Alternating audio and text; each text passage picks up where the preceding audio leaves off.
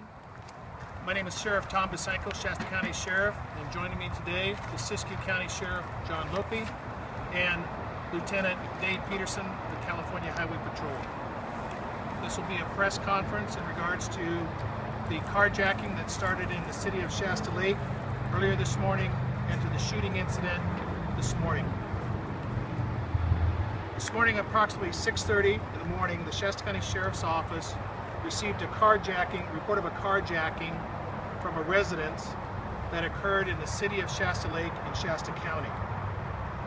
Deputies at the crime scene learned that a male subject who was hiding in the backyard held two residents at gunpoint and demanded the keys to their vehicle. The suspect left the victim's house with a gray 2007 Buick Lucerne, which was equipped with GPS tracking. The deputies were able to start tracking the stolen vehicle. Within minutes, SHASCOM dispatch broadcast the vehicle's direction of travel of the stolen vehicle, while Mount Shasta CHP was notified of the circumstances. Deputies at the city of Shasta Lake crime scene were able to positively identify the suspect by the two victims through a photograph as Matthew Ryan Graham of Happy Valley. Graham had been identified by the Shasta County Sheriff's Office as a person of interest in the missing infant case, which was reported on July 2nd. Graham was recently sought by local authorities after Graham's mother reported that Matthew Graham stole a family handgun, cell phone, and money from her house on July 11th. Shasta County investigators, along with officers from the California Highway Patrol, worked in a joint effort to pinpoint the stolen vehicle in Dunsmuir area. CHP units located the abandoned stolen vehicle at St. Francis and Catherine Street in Dunsmuir. He claimed to have no knowledge of it, and then we've reviewed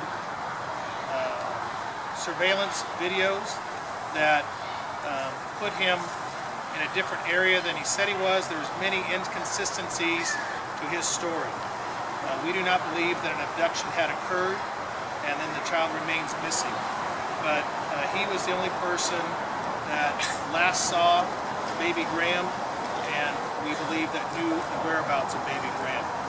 So unless we find something significant, we may be unable to find her.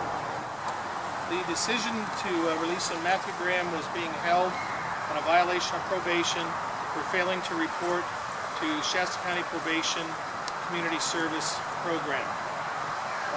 While he was in custody there, he went to court on those charges. The court reviewed them, gave him additional days of community service. When he was released, he was placed on electronic monitoring, an ankle bracelet by Shasta County Probation. Later that day, the court called Matthew Graham and the attorneys in probation back into court at 1:30 in the afternoon, and the court decided and made the decision to remove the ankle bracelet from Matthew Graham. In an earlier press conference that we gave this week, I felt that that was a bad decision by the Shasta County Court to remove that ankle bracelet, which later placed the public in danger. He had been released by the court. We had no other pending criminal charges on him other than looking at him as a person of interest in the missing person case. He was required, as ordered by the court, to report to probation each day. And then on this last Saturday, he failed to report, and then his mother reported the handgun as being stolen along with the cash and cell phone, and that's when a warrant for his arrest was issued for felon in possession of the handgun in the violation of probation. We have some limited personnel and resources, and we weren't able to monitor him 24/7. I do not believe that baby Ember Graham is alive. If the baby had been left out in the elements, it's been approximately 2 weeks, and the baby would have been without food or water with temperatures in excess of 100 degrees. The baby has some medical needs, which requires medication twice a day, and that would have exacerbated the problem. And just in the 2 weeks of without food or water for 2 weeks, an infant would expire. The same if the infant was abandoned, like in a vehicle or a home, unattended home, the baby would have also expired during that period of time without food, water, or medication. Also during this time, there's been no reports by physicians, medical clinics, or hospitals, the reports of rendering medical aid to a baby that needs medications for her medical condition.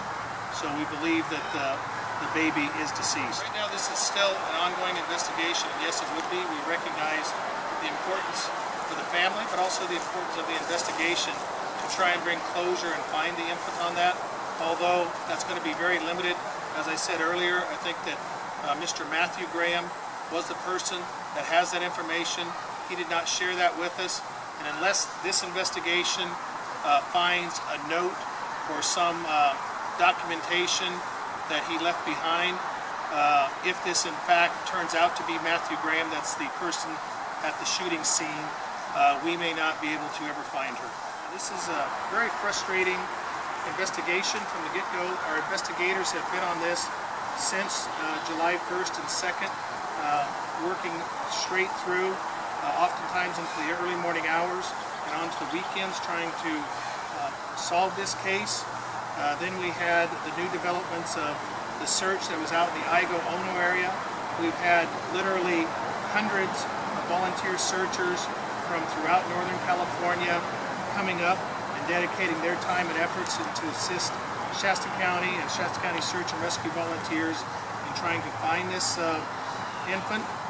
We've covered literally many square miles in the search and trying to identify where the baby may be, and we have not yet been able to locate her. There has been information about baby Ember's mother in press releases. We have been in touch with her, and she is part of the investigation. My information is that they were estranged, and that she took the child, or gave the child to Matthew Graham to watch, and on that same evening is when he reported the child as disappearing. Matthew Graham admitted to smoking honey oil, which is a concentrated derivative of marijuana, and also reported taking prescription pain medications. This is still an active and ongoing investigation, and the scene is still being processed as we speak, so we're not able to provide information in regards to anything that may or may not have been found in and about the vehicle. Not that we are aware of. But then again, that's an active and ongoing investigation, and we are researching that.